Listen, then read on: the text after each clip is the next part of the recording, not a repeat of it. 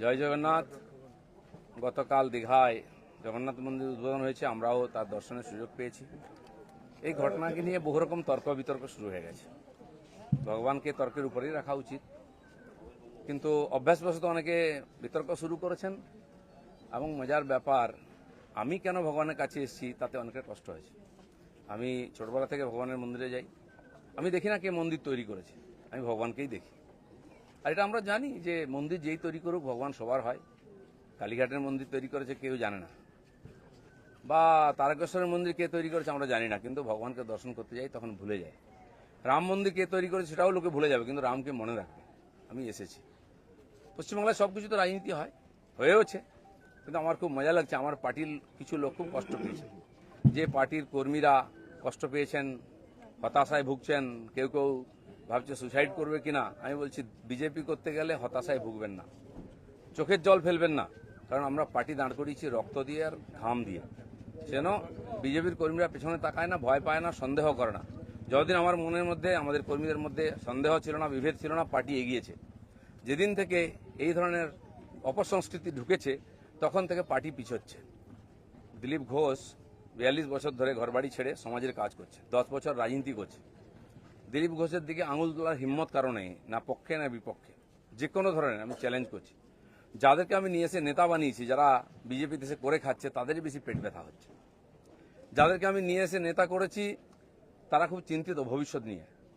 পার্টির উপরে ভরসা রাখুন, চিন্তা করার কোনো দরকার নেই। আর দিলীপ ঘোষ পার্টি ছাড়বে কিনা, কোথায় যাবে, অনেকে দুশ্চিন্তাগ্রস্ত, অনেকে আনন্দিত।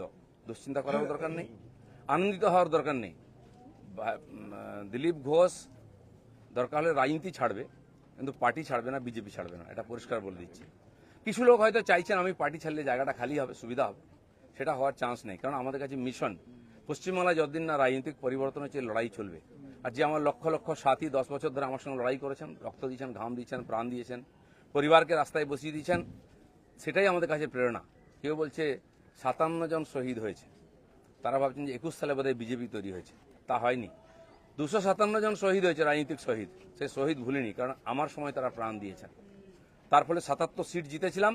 আজকে 1 ডজন এমএলএ আমাদের ছেড়ে চলে গেছে, এমপি চলে যাচ্ছে, পঞ্চায়েত, জেলা পরিষদ, সমিতি চলে যাচ্ছে। কিন্তু আমি বলছি আমাদের বিচারধারা, আমাদের রাস্তা ঠিক আছে, ঘাবড়াবেন না, ভয় পাবেন না। বিজেপি ভয় পায় না বলে ভারতবর্ষে পরিবর্তন করতে পেরেছে।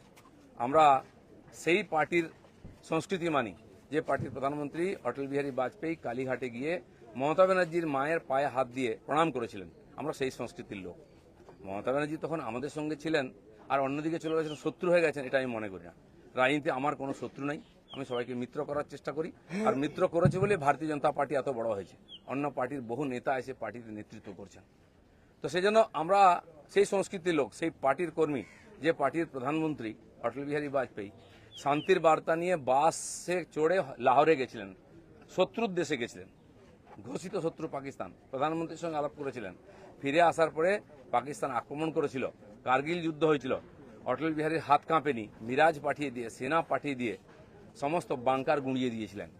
আমরা সেই সংস্কৃতি, এটা ভারতের সংস্কৃতি, এটা বিজেপি সংস্কৃতি। আমার প্রধানমন্ত্রী নরেন্দ্র মোদী, তিনি নওয়াজ শরীফের বাড়িতে বিয়েতে নেমন্ত্রণ রক্ষা করতে গেছিলেন, কোনো প্রোটোকল মানেননি, আশীর্বাদ করেছিলেন মেয়েকে। কিন্তু তারপরে পাঠানকোট হয়েছিল, পুলওয়ামা হয়েছিল, কিন্তু নরেন্দ্র মোদী সার্জিক্যাল স্ট্রাইক করতে, এয়ার স্ট্রাইক করতে পিছিয়ে যাননি, কারণ এটাই বিজেপি, এটাই ভারতীয় সংস্কৃতি। সেজন্য আমরা যেন আমাদের পরিচিতি না ভুলে যাই। আমার পাড়ায় বিয়ে হচ্ছে টিএমসি নেতার বাড়িতে, সে টিএমসি করে বলে তার বাড়িতে আমি বিয়েতে যাব না। এই ধরনের জঘন্য নিম্ন রুচির রাজনীতি দিলীপ ঘোষ করে না, করবেও না, এটা আমি ঘৃণা করি। আমার বাড়ির জামাই যদি অন্য পার্টি করে, সেই মেয়ের বাড়ি আমি যাব না, এই রাজনীতি দিলীপ ঘোষ করে না, করবে না। যারা করতে চাইছে এটাকে, বিজেপিকে এই অপসংস্কৃতি আনতে চাইছে, তারা বিজেপি জানে না, তারা বিজেপি জানে না, তারা দিলীপ ঘোষকে চেনে না, এর পিছনে কত ত্যাগ তপস্যা আছে জানে না। যারা 21 সালে এসছে, 20 সালে বিজেপিতে এসছে না, তারা বিজেপি বুঝতে পারবে না। কেউ কেউ আরএসএস দেখাচ্ছে, কেউ কেউ হিন্দুত্ব বোঝাচ্ছে। দিলীপ ঘোষকে হিন্দুত্ব বোঝাবেন না। আমার কাটলে গায়ে হিন্দুর রক্ত বেরোবে, বিজেপির রক্ত বেরোবে। বাকিদের গায়ে কি রক্ত আছে আমি জানি না, কারণ বহু জায়গায় ঘুরে এসছেন তারা। কে বড় বড় কথা কারা বলছে? যারা মমতা ব্যানার্জি আঁচলের তলায় থেকে নেতা হয়েছে। আরো বড় বড় কথা বলছে, অনেকে চরিত্রের কথা বলছে, যারা কালীঘাটের উচ্ছিষ্ট খেয়ে জীবন কাটিয়েছে, আজকে বিজেপির উচ্ছিষ্ট খেয়ে বেঁচে আছে, তারা দিলীপ ঘোষকে ক্যারেক্টার সার্টিফিকেট দিচ্ছে। যারা 4টে বিয়ে করে 14টা গার্লফ্রেন্ড রাখে, রাত্রের জীবন একরকম দিনের জীবন একরকম, তারা দিলীপ ঘোষকে ত্যাগী ভোগী বলছে। আহাম্মক, রাস্তায় দাঁড়িয়ে বলো লোকে কি বলবে। দিলীপ ঘোষ আজকেও রাস্তায় দাঁড়িয়ে আছে, কালো দাঁড়িয়েছিল, আগামী দিনেও থাকবে। মানুষ জানে দিলীপ ঘোষ কি করেছে, দিলীপ ঘোষ কি। আমার মন আর মুখ এক। আমি পর্দার আড়ালে কথা বলি না, কোনো নেতার সঙ্গে বন্ধ ঘরে মিশি না, আমি সে যেই নেতা হোক। আমি চৌরাস্তায় দাঁড়িয়ে কথা বলি, ক্যামেরার সামনে কথা বলি। এটা দিলীপ ঘোষ, তাতে যদি কারো কষ্ট আমার কিছু করার নেই। দিলীপ ঘোষের মিশন ঠিক আছে, দিলীপ ঘোষ পাল্টাবে না, তার নীতি পাল্টাবে না। দিলীপ ঘোষ বাংলায় পাল্টাতে এসছে, অর্ধেকটা হয়ে গেছে। যারা কোনোদিন পার্টির জন্য কন্ট্রিবিউশন করেননি তারা বুঝবেন না বিজেপি কি, দিলীপ ঘোষ কি। সেই জন্য কষ্ট পাওয়ার কোনো কারণ নেই। দিলীপ ঘোষ আছে, দিলীপ ঘোষ থাকবে যতদিন পার্টির প্রয়োজন হবে। যে কর্মীরা আবেগে ভাসছেন, আবেগে ভাসার সময় নয়। যদি সত্যি সংকট আছে লড়াই করুন। আর বিজেপির কর্মীদের উপর আক্রমণ, হিন্দুর উপর আক্রমণ ভারতবর্ষে প্রথমবার হয়েছে। আজ যারা বড় বড় কথা বলছেন তারা হিন্দুর জন্য কতটা লড়াই করেছেন, কি ত্যাগ করেছেন। 4 পয়সার ত্যাগ নেই, বিজেপিতে কামাতে এসছেন, কামানো কমে যাচ্ছে। আমি দোকান সাজিয়ে দিয়েছিলাম 77টা এমএলএ দিয়ে, 1 ডজন এমএলএ আজকে নাই কেন? এমপি কোথায় গেল? জেলা পরিষদ সমিতি প্রধান চলে যাচ্ছে কেন? জবাব কে দেবে? 21-এর পর থেকে বিজেপির নামছে।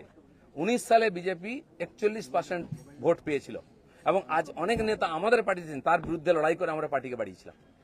অনেকে প্রশ্ন করছেন, 41% ভোট আর 121টা বিধানসভায় আমরা লিড নিয়েছিলাম। 5 বছর পরে 24 সালের ইলেকশনে সেই ভোট 39% নেমেছে, আর 91টা বিধানসভায় আমরা লিড পেয়েছি। পার্টি এগোচ্ছে না পিছোচ্ছে? আমরা হার জিততে ভুলে গেছি 21 সালের পরে। প্রশ্ন করুন, পাবলিক প্রশ্ন করছে। দিলীপ ঘোষের এটাই প্রশ্ন আছে। যারা আমাকে প্রশ্ন করছেন আমি তাদের দিকে প্রশ্ন করছি। আপনারা তো নীতি শেখাচ্ছেন, রাজনীতি শেখাচ্ছেন, হিন্দুত্ব শেখাচ্ছেন, কি দিয়েছেন সমাজকে? কেন পার্টি নেমে গেছে? 250 লোকের প্রাণের বিনিময়ে যে পার্টি দাঁড় করিয়েছিলাম, সে পার্টি কোথায় আজকে? কেন হারছি আমরা? কেন লোকে ছিচিৎকার করছে? আর এই দালালরা যেদিন থেকে পার্টিতে এসছে, বিজেপির গন্ধও চলে গেছে, বিজেপির স্বাদও চলে গেছে। লোক বিজেপির ভরসা করতে পারছে না। তাই ভরসা ফিরিয়ে আনার জন্য লড়াই করুন, নাটক করবেন না। রক্ত দিয়েছি আমরা, ঘাম দিয়েছি, তারপরে মানুষের বিশ্বাস জিতেছি, মানুষের আশীর্বাদ জিতেছি। দিলীপ ঘোষের তো লড়াই জারি আছে। আপনারা ঠিক করুন কে কোন পার্টি থেকে লড়াই করবেন। দিলীপ ঘোষ পার্টি পাল্টাতে আসেনি, পশ্চিমবাংলাকে পাল্টাতে এসেছে। ধন্যবাদ সবাইকে।